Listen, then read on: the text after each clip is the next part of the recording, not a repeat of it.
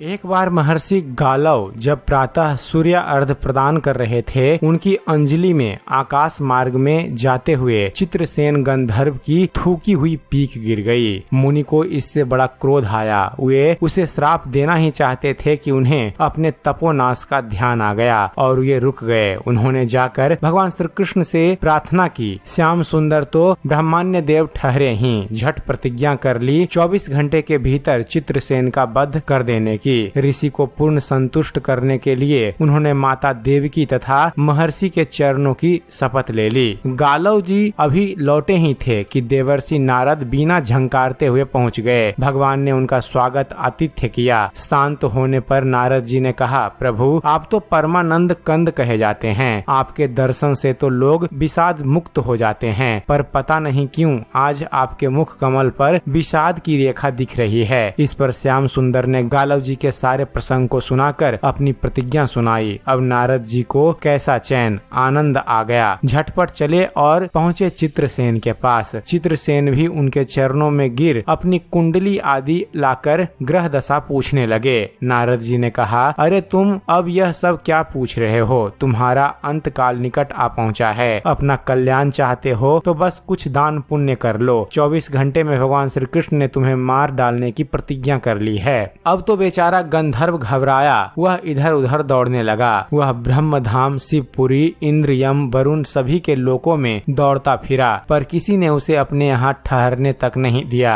भगवान श्री कृष्ण से शत्रुता कौन उधार ले? अब बेचारा गंधर्व राज अपनी रोती पीटती स्त्रियों के साथ नारद जी की ही शरण में आया। नारद जी तो दयालु ठहरे ही। बोले, अच्छा यमुना तट पर चलो। वहाँ जाकर एक स्थान को दिखाकर कहा, आज आधी रात को यहाँ एक स्त्री आएगी। उस समय तुम ऊंचे स्वर में विलाप करते रहना। वह स्त्री तुम्हें बचा लेगी, पर ध्यान रखना जब तक वह तुम्हारे कष्ट दूर कर देने की प्रतिज्ञा न कर ले, तब तक तुम अपने कष्ट का कारण भूलकर भी उन्हें मत बताना। नारद जी भी विचित्र ठहरे। एक ओर तो चित्रसेन को समझाया, दूसरी ओर पहुँच गए अर्जुन के महल में सुभद्रा के पास। उससे बोले, सुभद्रे आज का पर्व बड़ा ही महत्वपूर्ण है। आज आधी रात को यमुना स्नान करने तथा दीन की रक्षा करने से अच्छे पुण्य की प्राप्ति होगी। आधी रात को सुभद्रा अपनी एक दो सहेलियों के साथ यमुना स्नान को पहुंची। वहां उन्हें रोने की आवाज सुनाई पड़ी। नारद जी ने दिनों द्वार का महात्म्य बतला ही रखा था। सुभद्रा ने सोचा, चलो अच्छे पुण्य भी लूट लिया जाए। वे तुरंत उधर गई तो चित्रसेन रोता मिला। उन्होंने लाख पूछा, पर वह बिना प्रतिज्ञा के बतलाने को तैयार नहीं हुए। अंत में इनके प्रतिज्ञाबद्ध होने पर उसने स्थिति स्पष्ट की। अब तो यह सुनकर सुभद्रा बड़े धर्म संकट और असमंजस में पड़ गई। एक ओर भगवान श्री कृष्ण की प्रतिज्ञा, वह भी ब्राह्मण के लिए ही, दूसरी ओर अपनी प्रतिज्ञा। अंत में शरणागत त्राण का निश्चय करके वे उसे अपने साथ ले गई। घर जाकर उन्होंने सारी परिस्थिति अर्जुन के सामने रखी। अर्जुन का चित्रसेन मित्र भी था। अर्जुन ने सुभद्रा को संतावना दी और कहा कि तुम्हारी प्रतिज्ञा पूरी होगी। नारद जी ने इधर जब यह सब ठीक कर लिया तब द्वारिका पहुँचे और श्री कृष्ण से कह दिया कि महाराज, अर्जुन ने चित्रसेन को आश्रय दे रखा है, इसलिए आप सोच विचार कर ही युद्ध के लिए चलें। भगवान ने कहा, नारद जी एक बार आप मेरी ओर से अर्जुन को समझाकर लौटाने की चेष्टा करके तो देखिए। अब देवर्षि पुनः दौड़े। दौड़ते हुए द्वारिका से इंद्रप्रस्थ पहुँचे। अर्जुन ने सब सुनकर साफ कह दिया, यद्यपि मैं सब प्रकार से भगवान श्री कृष्ण की ही शरण में हूँ और मेरे पास केवल उन्हीं का बल है। यद्यपि अब तो उनके दिए हुए उपदेश,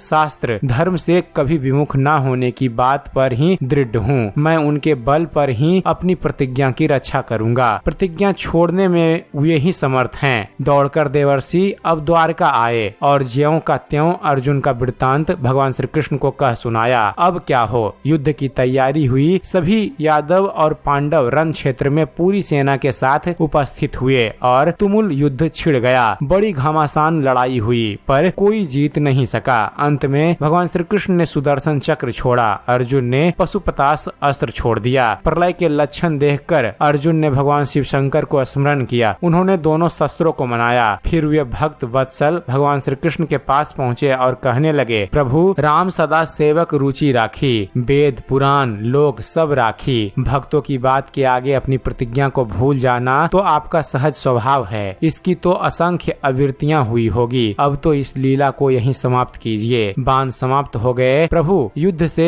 विरत हो गए। अर्जुन को गले लगाकर उन्होंने युद्ध श्रम से मुक्त किया, चित्रसेन को अभय किया। सब लोग धन्य धन्य कह उठे, पर गालव को यह बात अच्छी नहीं लगी। उन्होंने कहा, यह तो अच्छा मजाक रहा। स्वच्छ हृदय के ऋषि बोल उठे, लो मैं अपनी शक्ति प्रकट करता हूँ। मैं कृष्ण, अर्जुन, सुभद्रा समेत चित्रसेन को जला डालता हूँ। पर बेचारे साधु ने ज्यों ही जल हाथ में लिया, सुभद्रा बोल उठी, मैं यदि कृष्ण की भक्त हूँ और अर्जुन के प्रति मेरा पतिव्रत पूर्ण हो तो यह जल ऋषि के हाथ से ही पृथ्वी पर ना गिरे। ऐसा ही हुआ। गालव जी बड़े लज्जित हुए। उन्होंने प्रभु को नमस्कार किया और वे अपने स्थान पर लौट गए। तदंतर सभी अपने अपने स्थान को पधारे। तो दोस्तों, यह थी कथा अर्जुन और भगवान श्री कृष्ण के बीच हुए घनघोर युद्ध की। उम्मीद करते हैं फ्रेंड्स आप सभी को हमारा ये वीडियो पसंद आया होगा। अगर वीडियो पसंद आया हो तो वीडियो को लाइक और शेयर करना ना भूलिएगा। और दोस्तों, ऐसे ही ज्ञानवर्धक वीडियो देखते रहने के लिए आप हमारे इस चैनल ज्ञान मंथन को